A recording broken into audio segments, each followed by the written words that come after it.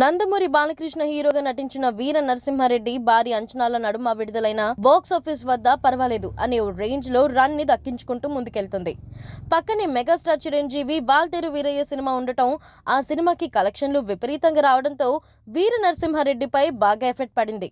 లేకపోతే ఇంకా మంచి వసూళ్లు వచ్చి ఉండేవి అని ట్రేడ్ వర్గాలు అభిప్రాయపడుతున్నారు. చాలా చోట్ల వాల్తేరు వీరయ్య సినిమాకి టికెట్లు దొరక్క వీరసింహారెడ్డి సినిమాకి పోయిన వాళ్ళు ఎక్కువ మంది ఉన్నారు. సినిమాలో ఎంటర్టైన్మెంట్ లేకపోవడం, ఎక్కువగా సింహంకి సింహభాగం ఇవ్వడం వల్లే ఆడియన్స్ పెద్దగా ఈ చిత్రంపై ఆసక్తి చూపించలేదని, ఎంటర్టైన్మెంట్ మరియు మాస్ మసాలా జోనర్ లో తెరకెక్కిన వాల్తేరు వీరయ్యకే జనాలు ఎక్కువగా మొగ్గు చూపించారు. కానీ ఈ పండగ సెలవులను వీరసింహారెడ్డి చిత్రం బాగానే ఉపయోగించుకుంది. మొదటి రోజు బంపర్ ఓపెనింగ్స్ దక్కించుకున్న ఈ చిత్రానికి 5 రోజులకు కలిపి దాదాపు 60 కోట్ల రూపాయలు షేర్ వసూలు వచ్చాయి. బాలయ్య సినిమాకి ఈ రేంజ్ వసూళ్లు అంటే మామూలు విషయం కాదు. నిన్న కూడా ఈ సినిమాకి నైజాం ప్రాంతం మినహా మిగిలిన ప్రాంతాల్లో డీసెంట్ స్థాయి వసూలు వచ్చాయి. నేడు కూడా ఈ సినిమాకి పలు ప్రాంతాల్లో డీసెంట్ కలెక్షన్స్ వస్తున్నాయి. కానీ ఇదే వీరసింహారెడ్డి చిత్రానికి చివరి మంచి రోజని ట్రేడ్ పండితులు చెప్తున్నారు. రేపటి నుండి ఈ సినిమాకి కనీస స్థాయి వసూలు కూడా రావడం కష్టమేనని, ఈ సెకండ్ వీక్ తర్వాత సినిమా క్లోజింగ్ కు వచ్చేస్తుందని చెప్తున్నారు. ఆ స్థాయికి చేరుకోవాలి అంటే ఈ వీకెండ్ లోనే ఈ చిత్రం బాగా వసూలు రాబట్టాలి.